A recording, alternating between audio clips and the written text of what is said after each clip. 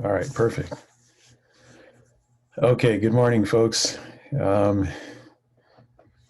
Let's go ahead and get started on another Zoom session for Physics 210. So I thought what I'd do today is I'd start by going over homework set number 3, question number 7, because, excuse me, because I got some questions about that on email.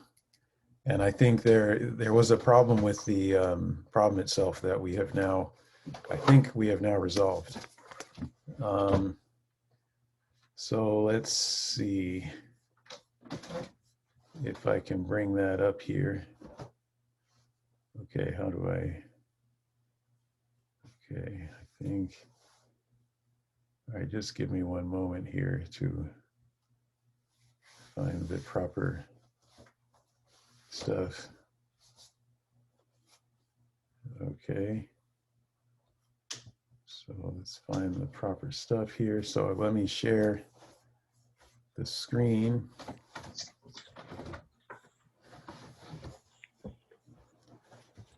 All right. Okay. This seems to be, okay, that looks pretty good, except the problem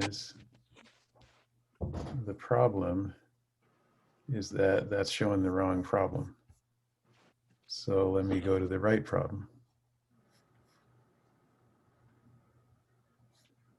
All right, let's go to the right problem. Okay, assignment. Let's exit that one.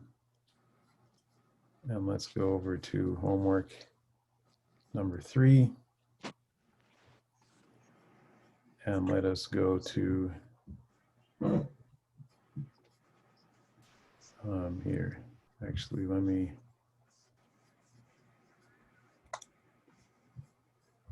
reset this. Okay, preview.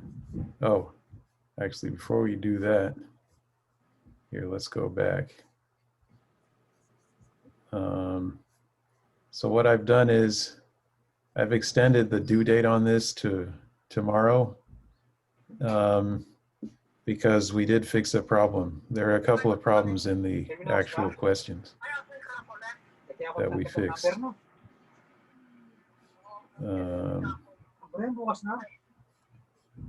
This is homework set 3, yes. All right. Somebody doesn't have their... Okay, so let me go ahead and mute everybody. Oh, sorry. I muted you in the middle of you asking a question. But if you want to ask a question, go ahead and unmute yourself. But I've muted everybody for now. Okay, so now, so this is homework number 3, so it's extended to tomorrow. And so let's take a look here. So the first problem that we fixed, thanks Virgin for pointing this out, is that here it's asking you what is the compass direction of a line connecting your starting point to your final point measured in degrees north of west. So that's really this angle that they're asking for, but behind the scenes it was set up as though it was asking you for this other angle, but anyway, that's fixed now, so you should be fine to do that. But this problem here, number 7, you know, had slightly more issues, and they were more subtle. And so it's probably worth going through this carefully. So let's see. So it says here, a rugby player throws the ball 7.54 meters across the field, and it is caught at the same height as it left his hand. So at what angle, they're asking, in degrees counterclockwise from the x-axis, was the ball thrown if its initial speed was 12.3 meters per second, assuming that the smaller of the two possible angles was used. So let's take a look.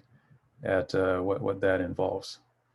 So here, let me see if I can go to the whiteboard for a moment here. So let's go to the whiteboard for a second. There it is. All right. Okay, that looks good. All right. So we're going to go ahead and work this out. So what we want to do is we want to use the range equation. So this is homework 3, question 7, and we're looking at part A. And so so here, let me just quickly sketch what's going on. So we have our axes looking like this. So there's my Y, there's my X, and what we're looking at is that the ball is thrown down the field like so. And so in order to get this sort of behavior, what you have to do is you have to launch the ball with some initial launch velocity that's at an angle with respect to the horizontal. And then if you neglect air resistance, so this angle is theta. Actually, this is theta 0. So if you neglect air resistance, then the ball is just going to fly like this, and you can predict its trajectory pretty accurately. In fact, we can use the range equation. So this is equation 371 in the textbook. And it says that the range is going to be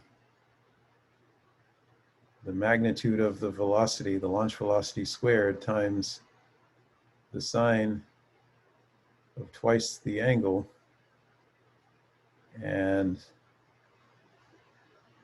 that's divided by g. So what we can do is we can go ahead and solve this for the launch angle, because that's what they're asking us for, and realize that there's always going to be at least 2 angles that that work, right, for solving this. Except unless the angle is 45 degrees, in which case there's just 45 degrees. So if we solve this guy, we can go ahead and multiply both sides by g. And we can divide both sides by v0 squared.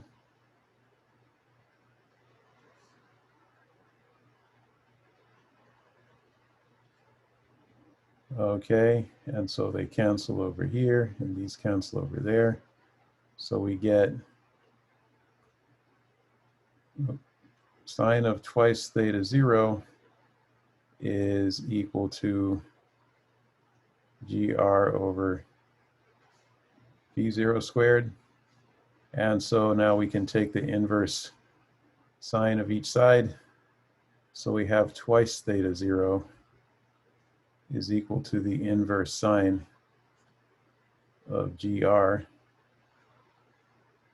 over v0 squared. And so that means now that theta 0 is equal to 1/2 inverse sine g times r over v0 squared. Okay, and so we can plug in our stuff here.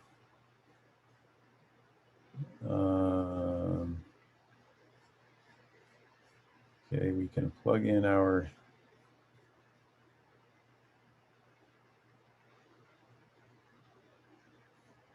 information.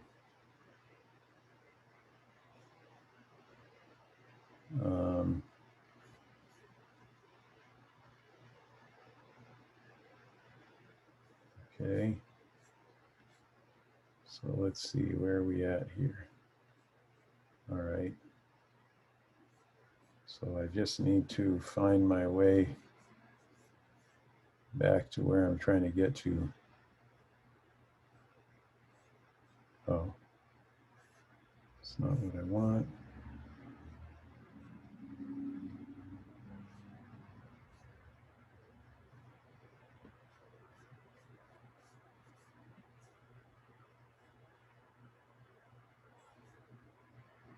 All right. Trying to get both windows to show at the same time here. I'm having some trouble with that. Okay, let's see. All right, so let's go back to our whiteboard. All right. Okay. So if we go back to go to plug in our numbers, and so of course this is G. So this is going to be 9.8 meters per second squared. And this R was given as 7.54 meters. And then this V0 is the launch speed, and that's given as 12.3 meters per second. And so you can see what we end up with in the numerator is we have meters times meters divided by seconds squared. So in the upstairs we have Is that a meters. 7 or is that a 2? That is a 7. This right here is a 7. Okay.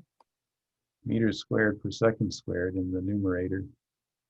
And in the denominator, we have V0, which is in meters per second, but it's being squared. So in the denominator, we have meters squared per second squared. And so these cancel. And so this is good. You want this to happen. Anytime you're taking a trig function of something, the argument should always be dimensionless. If it has dimensions in it, it means something strange is happening. And so you should double check your math. All right, so you want the units to always be canceling out anytime you're trying to provide an argument to a trig function. Same is true for exponentials or logarithms, right? You know, it's not always meaningful to take the logarithm or something of something that has units, right? So you should be on the lookout for that. Okay, so if we do this out, here, let me do this on my calculator real quick. We should get, I think we should get around 12 or something here. Let's see. Let's see, inverse sine, 9.8, 7.54 is my range. And then I'm going to divide by my launch speed squared. So that was 12.3, and we're squaring that. All right, let's see what we got here. Okay, looks like I'm getting 14.6.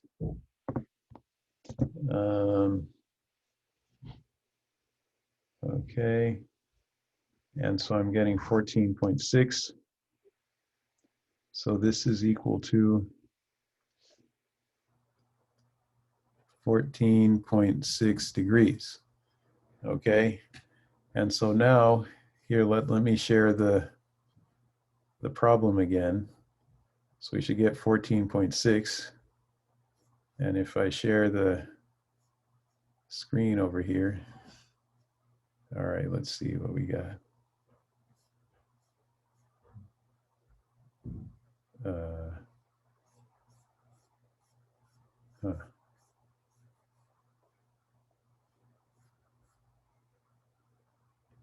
Okay, so I don't think we're seeing the same thing.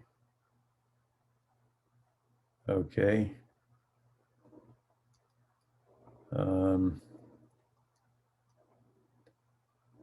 Okay, so the range equation that we used the question is, where can we find these equations and formulas?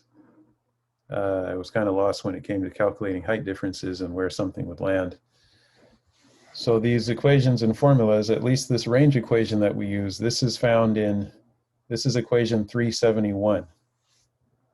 Okay, this is equation 3.71, and it is available in chapter 3 of the book. So let me see if I can show that.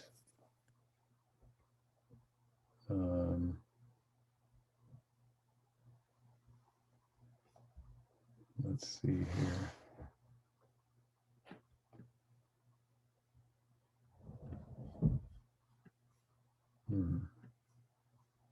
So I'm having some issues with my windowing. All right, hold on a second here. Let me stop the sharing and let me try something here. That's not what I want. This kind of looks like what I want, but not really.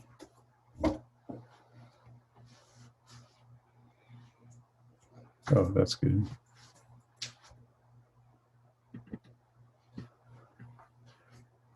Okay, that's pretty good. So let's see if I go to, okay, so I'm going to show you the part of the book you should be looking in. So it's section 3.4 in the book that has all the projectile motion equations. So here, let me share that real quick here. Okay, is that what I want?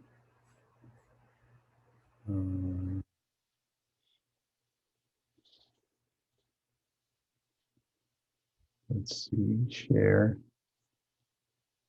No, that's not, that didn't work. All right, so I'm having some issues here with showing the different windows. Okay, what is the problem? All right, hold on.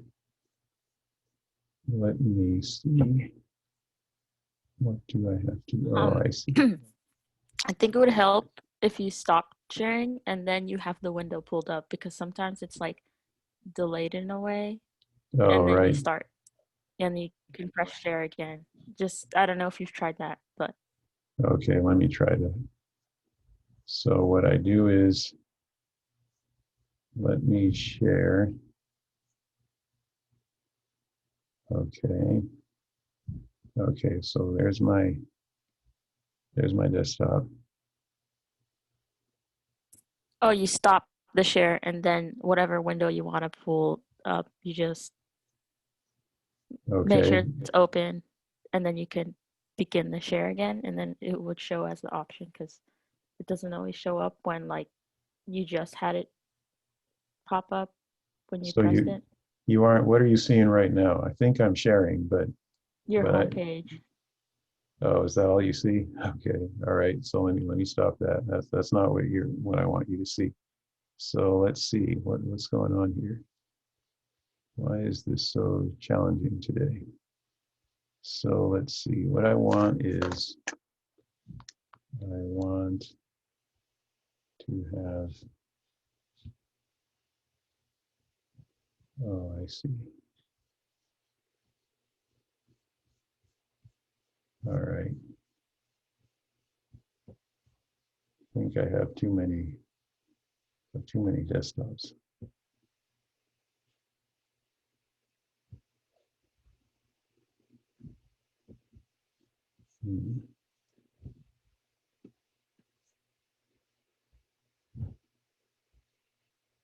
Uh,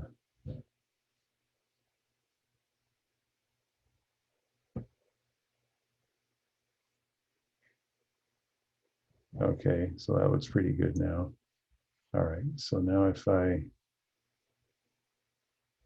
go back to my thing that I was sharing, Um,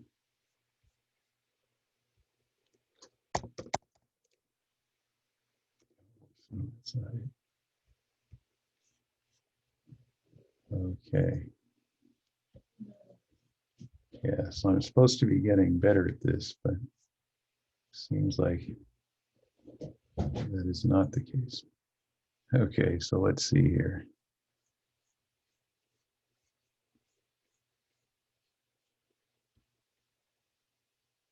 Okay, oh, this looks okay. So let's see. So I had to exit out of my browser and get back in to make it right. So let me bring this stuff back up for you. Um, okay, let's see. Um, all right, so we were looking at homework 3, problem 7. Okay.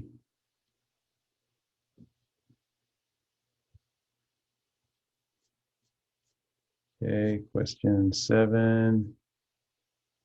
Okay, that's great. Okay, so now if we, oh shoot, where'd Zoom go? Okay, so there's Zoom. All right, so let's see if I share. Now it should look just fine.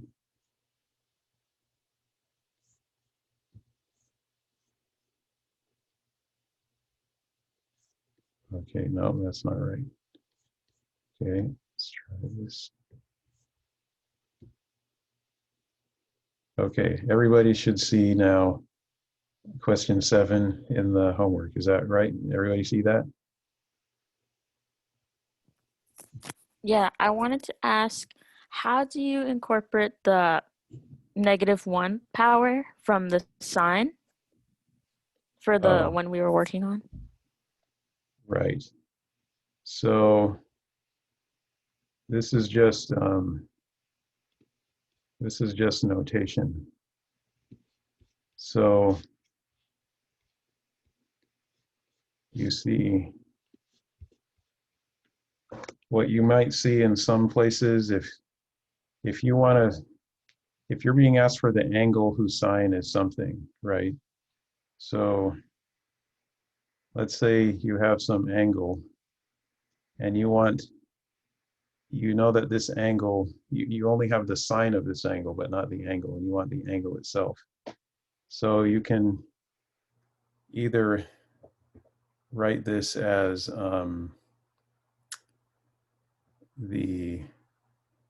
some people write it this way, arc sine of, um, the opposite over the hypotenuse. Some people write it this way, a sine opposite over hypotenuse. And other people write it this way, sine inverse, No, right? but how would I enter in my calculator? Uh, Like the 1/2, like I got the 1/2 sine part, but how do I like raise to the negative power? right. Because you know how it just shows up the parentheses? Like, are we even supposed to put raised to the -1 power? Like, how does that go about? So like if you press the shift or the inverse or the second function button on your calculator, um, that will allow you to apply the inverse sine function, right? -1 just means inverse sine, or sine -1 means inverse sine, and tan -1 means inverse tangent, and so on, right? It doesn't mean 1 over tangent. It doesn't mean that. And this does not mean 1 over sine, right? You see what I mean? So like your calculator may, like if you press the second function or the inverse or the shift button on your calculator, mine starts, when I do it on mine, it says, I have a TI-84, so I don't know if you have the same calculator. How would I press that? so you should have like I think on the TI-84, I think it has a shift. And so if you press the shift and then sine, then it should I don't remember if it says a sine or arc sine, or it might even say this, but that's how you take an inverse sine. I'm still kind of lost. Like, I know how to enter sine, but I don't know how to enter inverse sine. Like, So if you have an angle, if you have a ratio of like, two sides of a triangle, right? So if you have your um, if you have your opposite and your hypotenuse, and you have this ratio, and you want to know the angle, what do you normally do?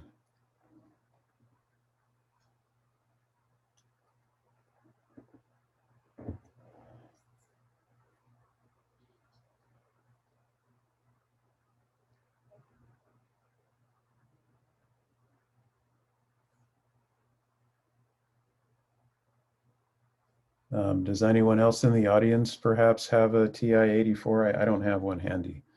Does anyone else know how to take an inverse sine on a TI-84 calculator? I think it's a matter of just pressing shift and then sine. oh yeah, it's on matrix D for my TI-84, so I'll try that. Okay, so Virgin says there's a blue sine -1 above your sine key. If you want to do a sine inverse, which is sine -1, hit the blue second key. Okay, all right. Yeah, so this just means inverse sine, right? So you have some ratio and you want to find the angle associated with that. So you would do this way. So so if we look at the problem, yeah, thank you, Frigine. If we look at the problem, oh, hang on. How do you make sure it's in degrees? So there should be a degree grad button on your calculator, and you just make sure you press it so that it says degrees, and it'll tell you. I think it'll say up in the corner of the screen whether you're in degrees.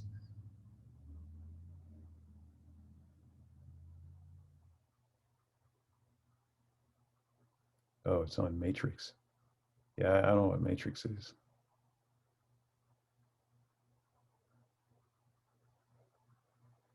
It's okay. I'll just ask one of my classmates. Okay, and I think Benjamin Lamb, the the PI leader, I think he has the same type of calculator, and so he can show you as well. Okay, so basically what we're talking about is so this should be the answer that you put in. And so probably for many of you, when you were trying this, you probably, got an answer, and you might have gotten something like this, or you probably had different numbers. So you probably put in the numbers. So let's see, this guy here.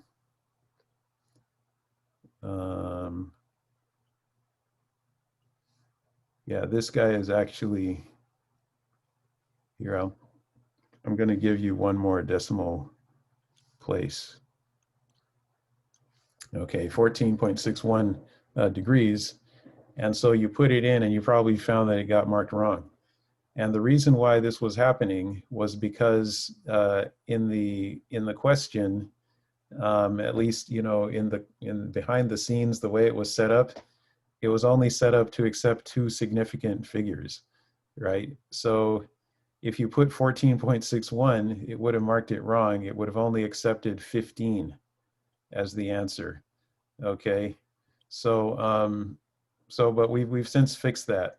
So now it should accept 14.6 or 14.61. I think you just need to have a minimum of 3 significant figures. And so here, let me see if I can try that. Let's see if I go back here. So I'll try this. Let's see, 14. So I'm going to try entering 14.61. And yeah, so that does work. So so yeah, so that was the problem with that part of the problem. So let me.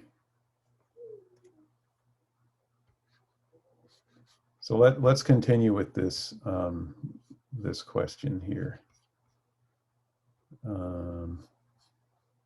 Okay, so can everybody see this now? It's question 7 and the 14.61.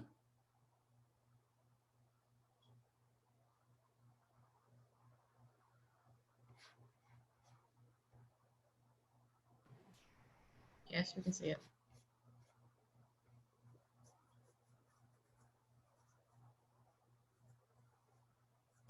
Oh. If you put in 15, will it accept it? That's a good question. I don't know. Let's see. If I put, let me try putting in 15. And let's go ahead. Whoops. Let's go ahead and submit that. All right. See what happens. Yeah, no, so it looks like 15 now gets marked wrong. But yeah, so but the thing is, you already submitted this before we quote unquote fixed it, right? So if you already submitted and it already gave you the points, I don't think it takes the points away. But you might want to double check that. If it ends up taking points away, let me know and I'll put back. I'll award you the points back. And I have the ability to do that in Canvas now. I didn't know how to do it before. Okay, so then the question is, what angle in degrees also gives the same range. So if you look at chapter 3, they explain that the way these things work is that there's always two angles, like apart from 45 degrees. At 45 degrees is where there's only one angle that gives you that range. But at every angle other than 45 degrees, there's actually two angles. So if you launch with the same launch speed, and again, you neglect air resistance, you can either have this angle or you can have, okay, I mean, I didn't draw it so great, but you can also have a much steeper angle. Oh, whoops, I didn't do that right at all. Hang on. Okay, let me draw that again. Right, so you can have a much steeper angle that gives you the same range. Okay, and so the and you can see why that is, maybe if you realize that you're looking for sine of twice some angle to equal the same value. And so when we solve this over here, we said it's going to equal g r v0 squared. So for both of these angles, they have the same g, the same r, and the same launch speed. But because the sine function is periodic, right? There's multiple places where the sine function takes on the same value, and so this basically means that there's two angles that will both correspond to this same ratio that we have here. And it's possible to show that those two angles are always going to add up to 90 degrees. So if I had 14.6 that gave me this range, I can get the same range with 90 minus 14.6, and I'd end up with the same range. So this here is the smaller angle, So this is known as the smaller angle. And you can also have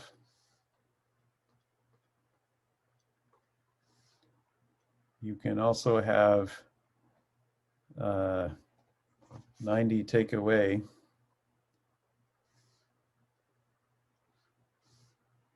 So for part B, you simply say 90 take away 14.61 degrees, and then you get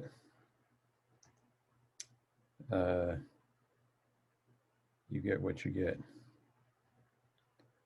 Okay, so this works out to 75.39.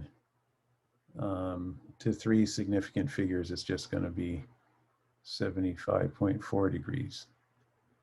Okay, and so that would be all you have to do there. And you can, so this equation and this equation, as I said, these are all in the section called projectile motion, which is in chapter 3 of the textbook.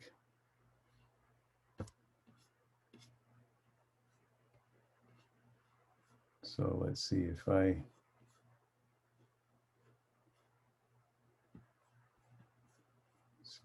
can just show you where to find that information. So it's section 3.4.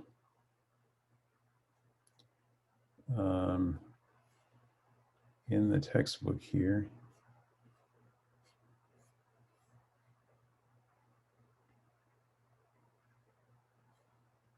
Okay.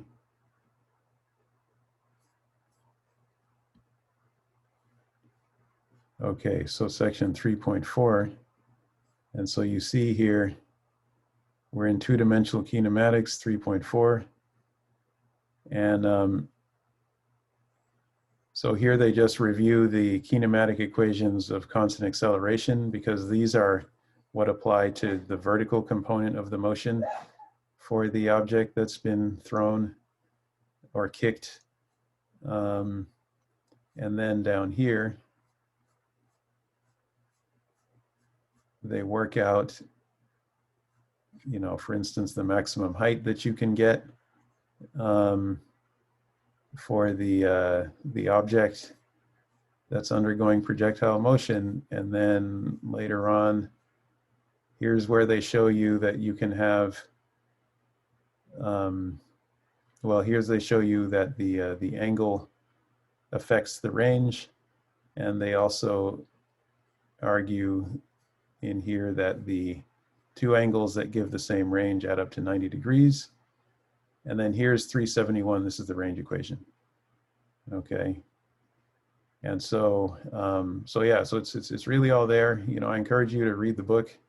It is your friend, and watch the video mini lectures that I have accompanying each section.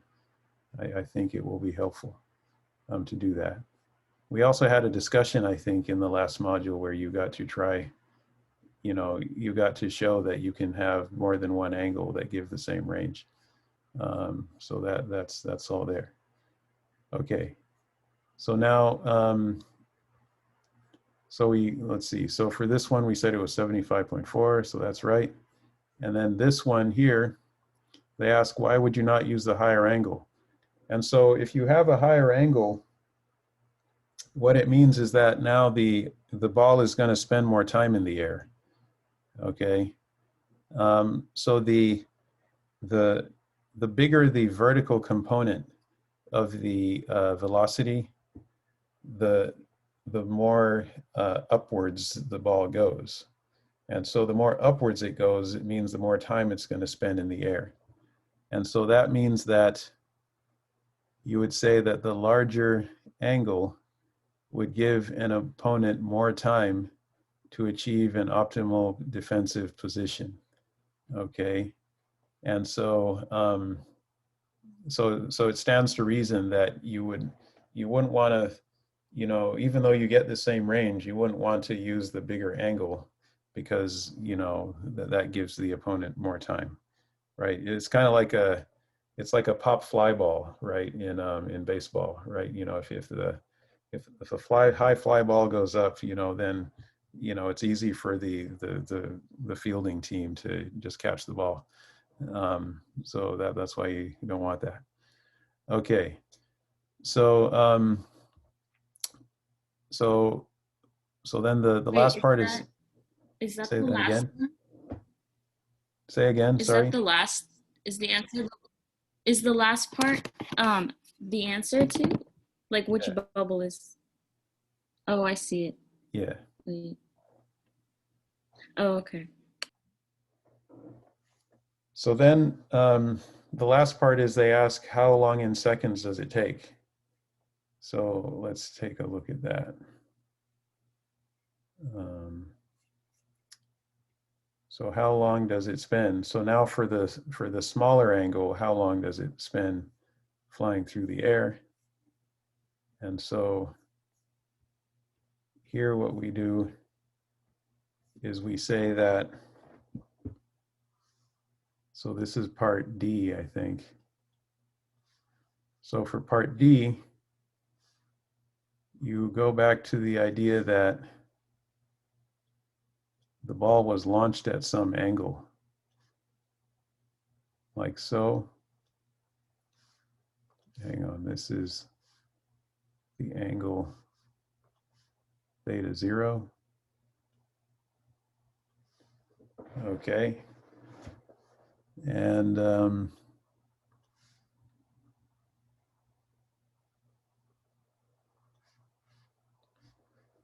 so there's your x-axis.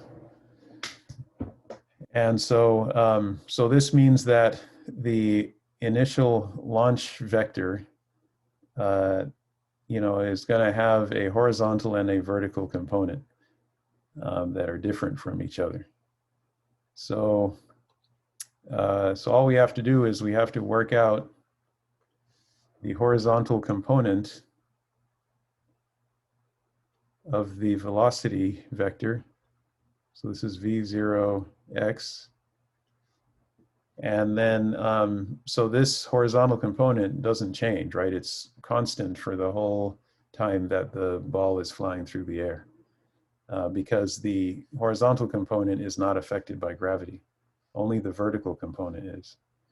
So what we do is we say that what we have here is a right triangle.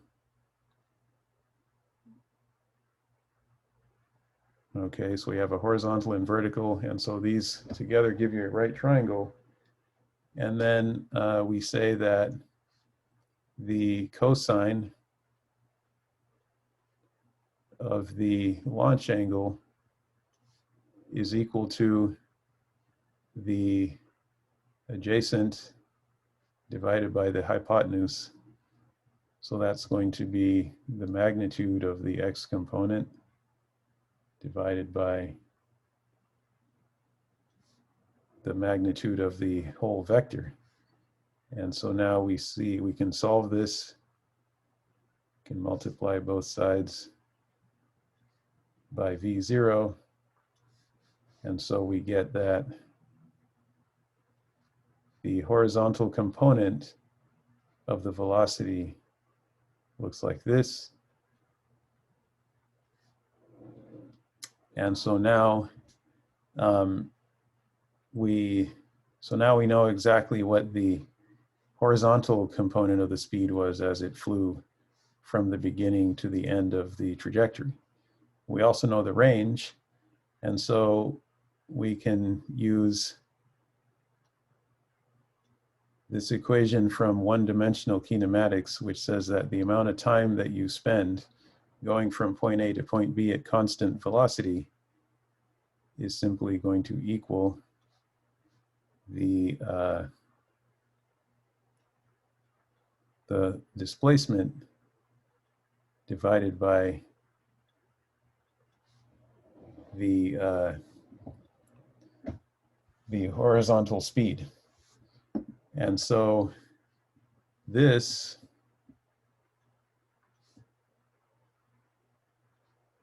is equal to the range. And so we were told in this problem that that was 7.54 meters. And then this right here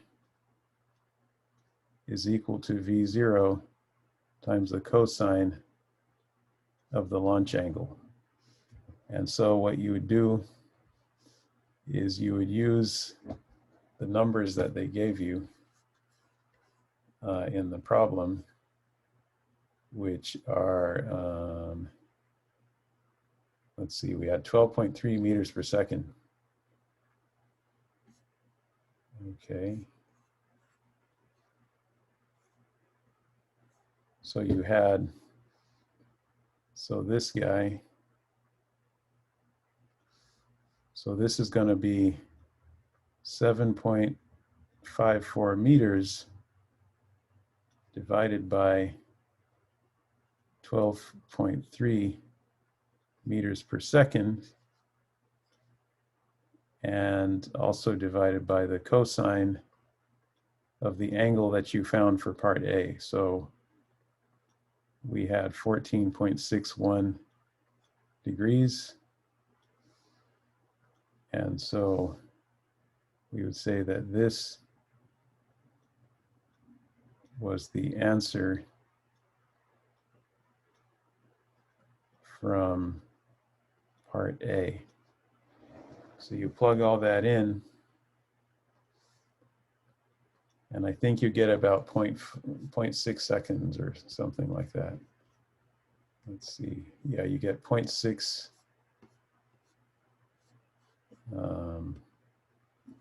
So you get 0.633 seconds.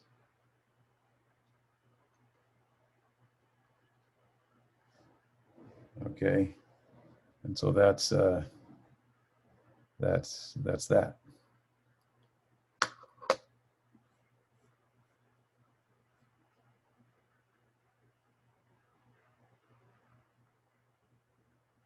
Okay, any questions about any of that?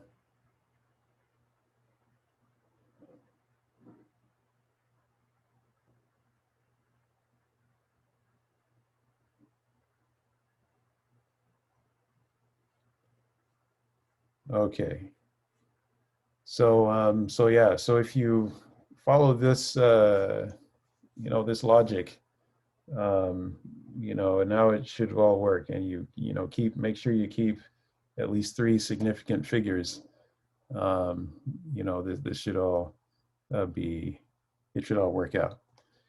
So if there aren't any other questions about homework number 3, what I'd like to do is actually start looking at some of the stuff in homework number 4. So let's take a look.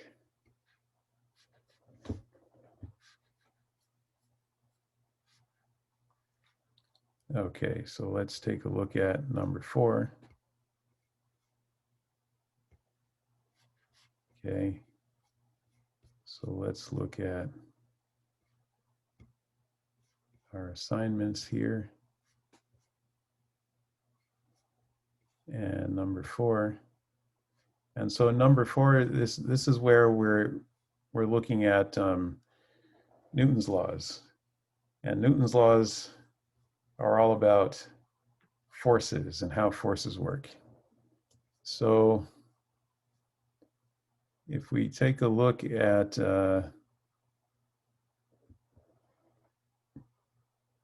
let's see here.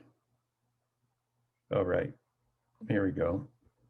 So let's take a look at question number 3. So here it shows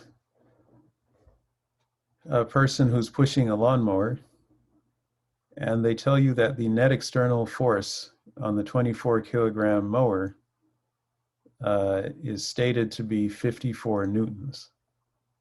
Okay, and then they tell you that there's a force of friction, right? So as this lawnmower is pushed along the ground, there's a frictional force that's actually acting to oppose its forward motion, right? So remember, the way frictional forces work is that it's a force that you get whenever you have two surfaces that are in physical contact and they're trying to slide past each other, okay? So they're two surfaces in physical contact that have relative motion between them. And so, so the frictional force, the direction of it is always opposite to the direction of motion, right? So the frictional force always opposes the motion. And so they tell us if there's this 14 Newton friction force, they ask what force is the person exerting on the mower. And so what you have to do is you have to draw a free body diagram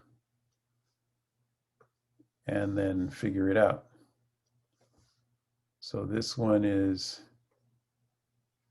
homework number 4,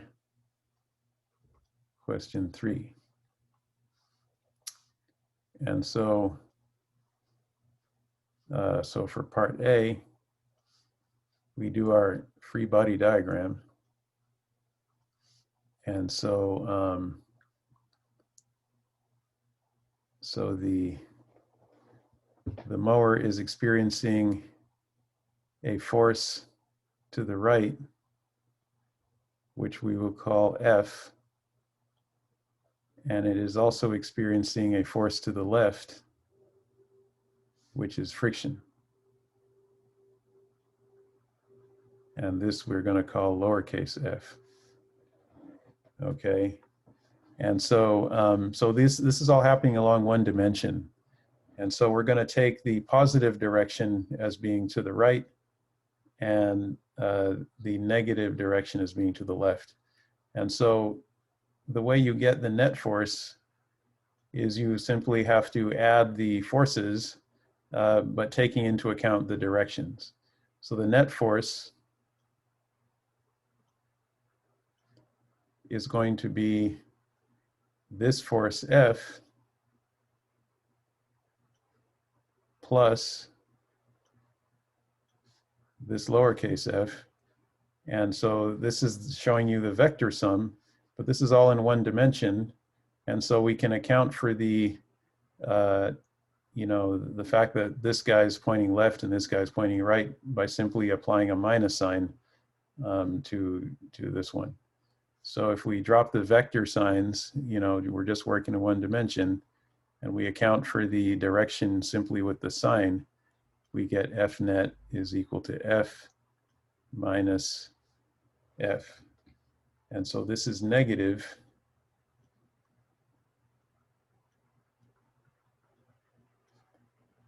because F points left. And so now we can solve for capital F, because that's what the problem is asking us for. So capital F, we're going to add lowercase f to both sides. So that's going to be F net plus lowercase f. Okay. And so if we plug in the numbers, we plug in 54 newtons and 14 newtons. So this is equal to 54 newtons plus 14 newtons. And so that comes out to 68 newtons. And so that's what you put in.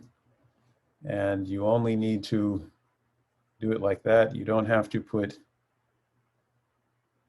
68.0.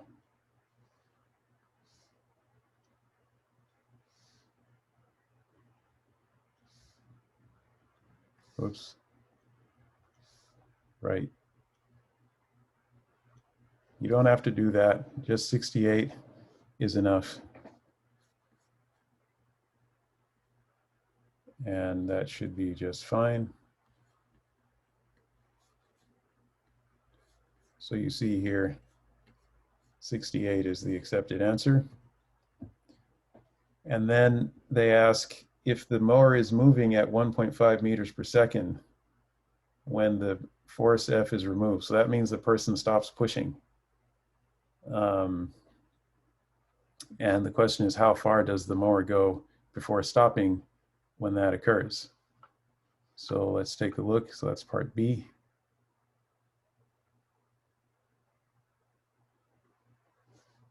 So that's part B. So let's see.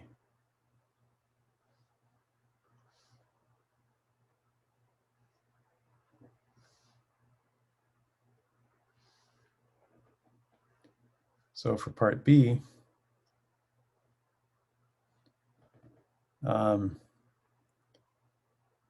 we're told that the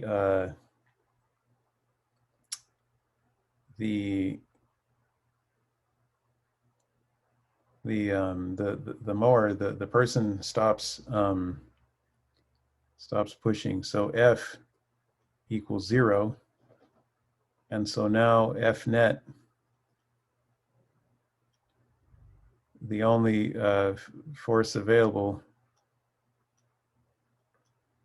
is just the frictional force. Okay, so again, we're only talking about what's happening along the horizontal direction. And so this is going to equal, let's see, this is going to equal the mass of the mower times the acceleration, right? And so this is known as Newton's second law. So Newton's second law says that the F net, the net force, so that's the sum of all the forces acting on something, is gonna equal the mass of the object times its acceleration. Okay, and so this is just, you'd write it this way if the force is all, and the force and the acceleration is all happening in just one dimension. If it's happening in more than one dimension, then you'd write this as a vector equation. Okay, so we've got our net force equaling the friction, and we've got our mass times our acceleration. So you see the net force is negative, so our acceleration is going to be negative. And they want us to know, or they want us to tell them how far does the mower go before it comes to a stop, you know, under these conditions. So we would solve for the acceleration, and then we'd use a constant acceleration kinematic equation to find the distance it goes. So if I go ahead and solve this for the acceleration, I get A equals negative lowercase f over m, right? So I divided both sides by m. And then my kinematic equation that we get from chapter 2 is we want the horizontal displacement. Wait, hang on. Actually, I don't think I want to quite write it like that. I think what I want to do is I want to write it like this. So there's this equation that you may remember from chapter 2. And so your final velocity squared is going to be your initial velocity squared. And then plus 2 times your acceleration times your displacement. So it's saying that if you end up at this speed, having started out at this one, this displacement is the distance over which that change in speed would have occurred, given that this A was the acceleration. And so we can solve this. Here, I'm going to make a new page here. So we have A is equal to negative F over M.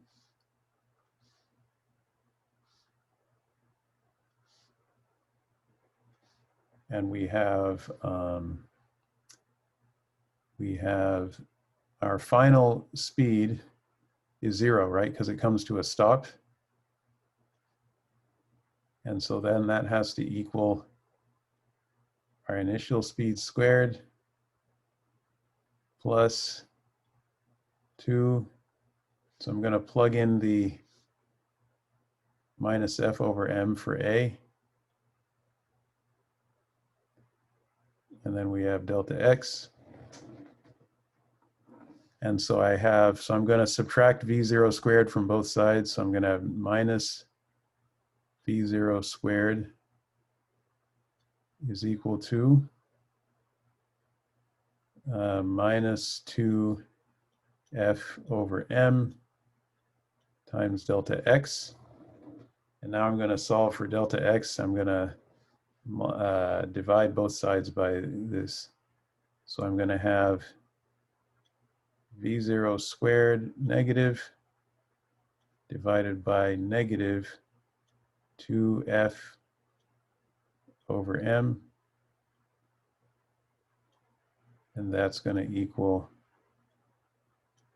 delta X. And so the minus signs cancel. And the denominator of the denominator is just the numerator. So we get M V0 squared divided by twice F. And so we can plug in the numbers. So if we plug in our numbers, we get, What number was this again? What problem number? oh, this would be homework number 4, question 3. Okay. All right, so let's plug in our numbers here.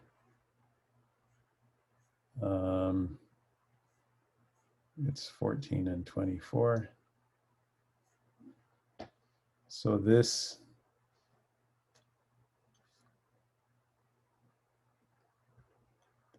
is going to be 24.0 kilograms. It was given. This here is also given.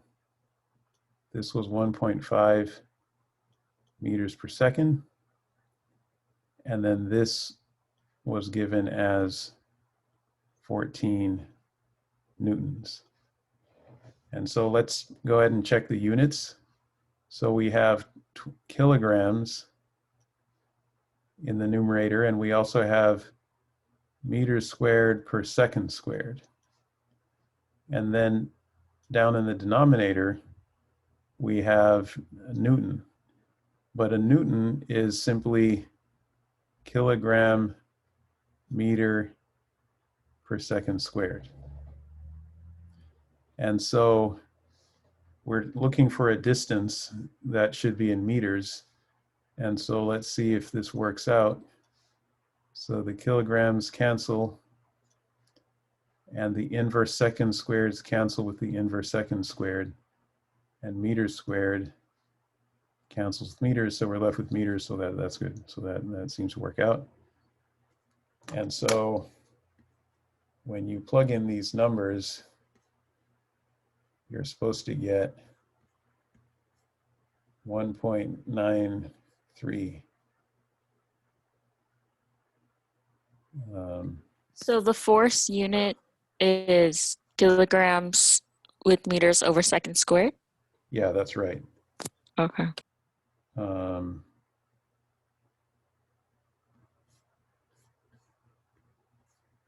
Yeah, so this would equal 1.93 meters. And yes, so the Newton is defined as 1 Newton equals 1 kilogram meter per second squared. right? So what we say is that the Newton is an example of a derived unit, okay? It's not a base unit, but kilogram, meter, and second, these are base units, right? You can't construct a kilogram by, bringing together other units. But you can construct a Newton by bringing together other units. So that's the difference between base and derived units. Okay, so that was question 3 in homework set number 4. Professor, Yes, can you clarify something for me? go ahead. In B, well, in A, we introduced the formula F net is equal to the Mass times acceleration. no, the external force minus the frictional force. Oh, this one? Yes. Yeah. So Then go ahead. I was going to say, when we transition to question B, Mhm. I understand how the force, the external, the force exerted by the person goes to 0. That Mhm. makes sense.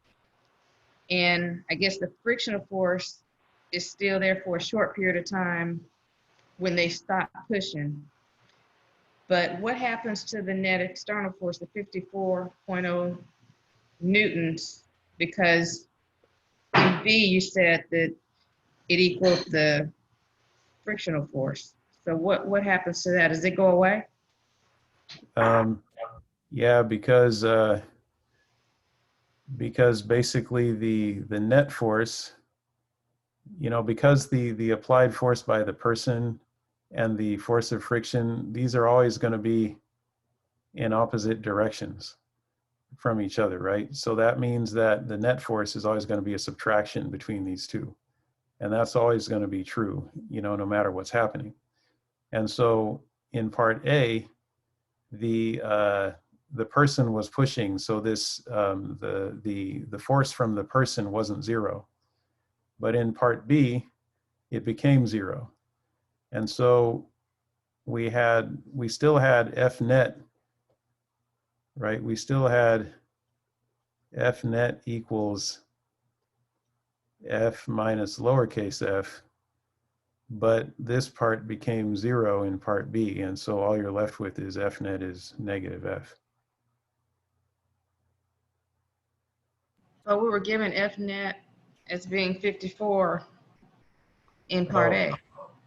That's right, but it changes because because the sum of the forces acting on the object are different in part B, right? Because one of them dropped out.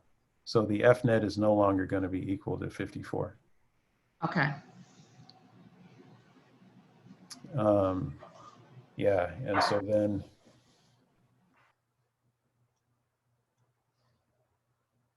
okay, let's see, there's a question here.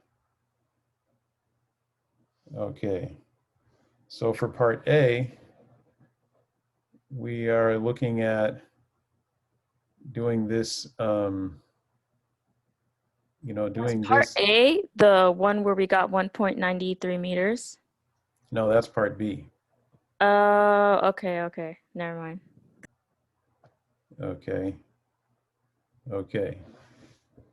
So that's how that works out.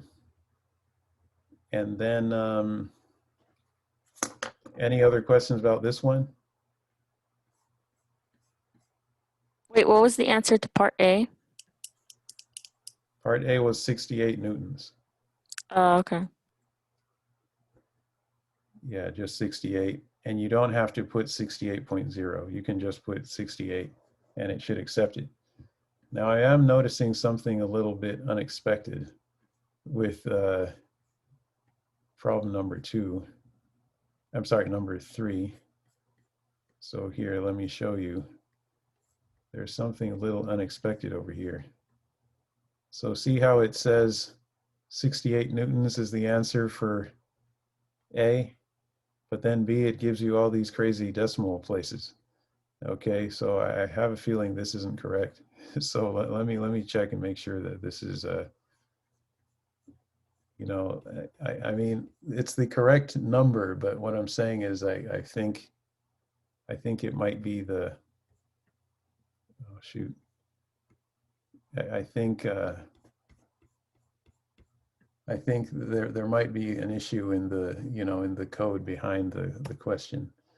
So, you know, because some of these do have errors, so, you know, we always need to be on the lookout for the errors. So let me just make sure there's no error there, because that looks a little strange to me now that I look at it again.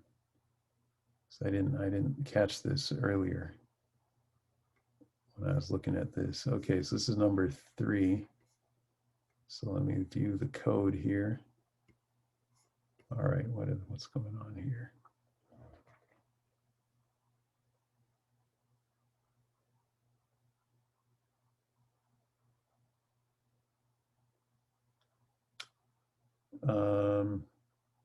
Oh, okay. It looks like they just forgot to round it to the right number of significant figures. So here, I'm going to try and see if I can fix that. Make sure that this is properly rounded. Yeah, just give me a second. Right. Yeah, because the other ones are,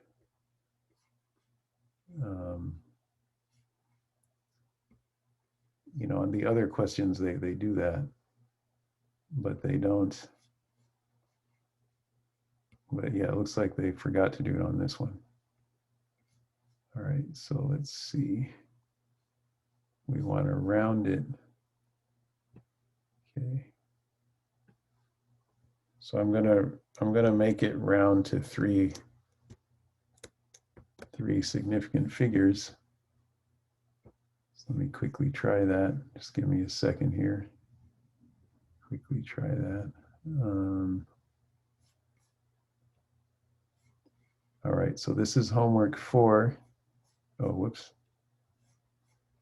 Question 3. Okay. Let us see.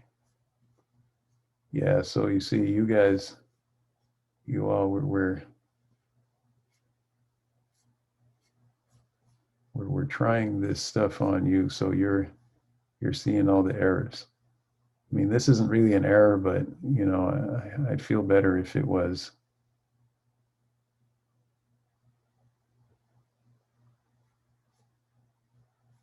I'd feel better if it had only 3 significant figures.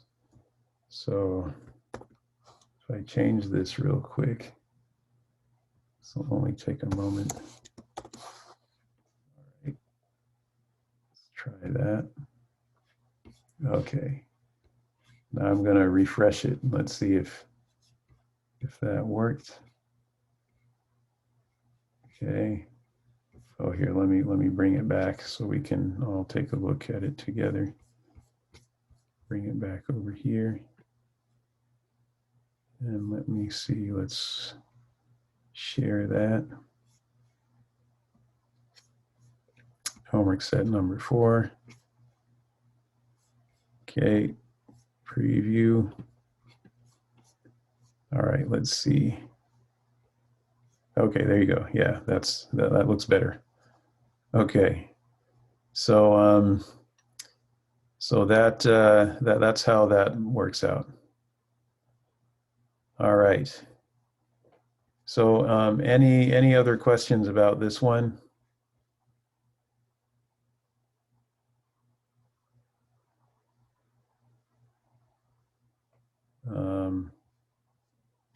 Okay. So the other one I wanted to do is I wanted to take a look at, actually I wanted to take a look at 4 and 5, but I can see we're about to run out of time in about 5 minutes, but I can at least start on this one. So so here, this is there's basically 2 problems with the rocket sled. and but they're different. So the first one says, this is question 4. It says the rocket sled is drawn in the figure below, and it is decelerated. So that means direction of acceleration is opposite to the direction of motion. Okay, that's what deceleration means. So it's decelerated at a rate of 192 meters per second squared. And the question is, what force is needed to produce this deceleration? So you can assume that the rockets are not providing any force. You know, you just have some force. You know, presumably it's the friction here that's indicated that is causing the rocket sled to be decelerated. Now, or maybe it has brakes, right? They don't really tell you, but it doesn't really matter. So the question is, what force do you need, assuming that the mass of the system, right? So that's the rocket sled plus the person inside, you know, has this mass, 2146 kilograms. So again, this is just another straightforward application of Newton's second law. And so we would say this is now homework. Oh wait, that's not what I really want.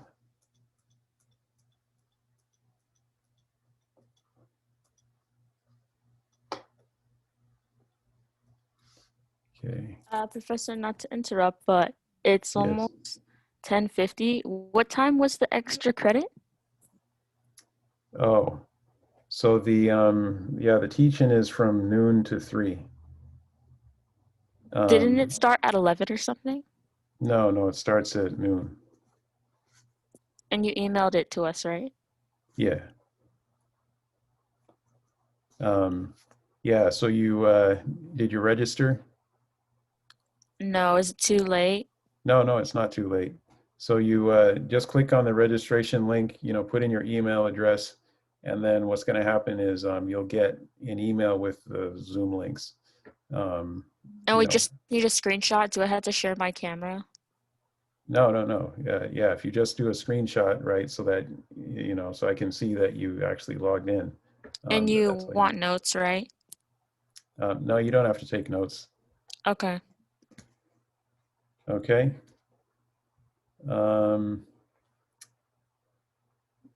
Yeah, so yeah, and let me know, you know, obviously I guess we don't have a whole lot of time before it starts, but if you have trouble with the registration, just send me an email and I'll try to help you.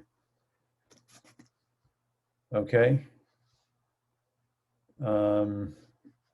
So I think, yeah, so we do have, okay, looks like we have like 1 minute left. So let's see.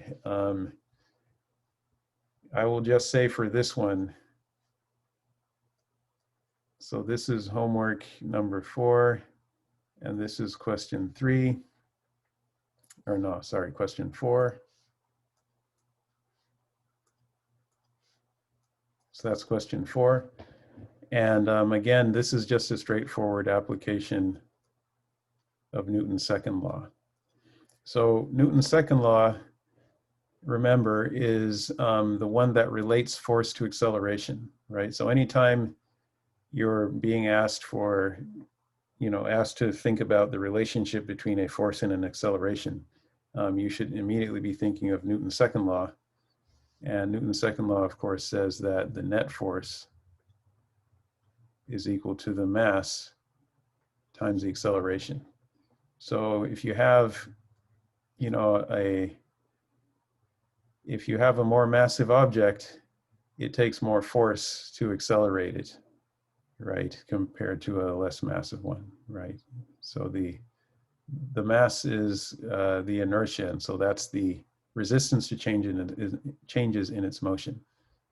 And so for this one, they give us the magnitude of the deceleration, they give us the mass, so it's simply a matter of multiplying the two together. Okay, so I think that's it. So we're out of time, and so I guess I'll see some of you at the teach-in today.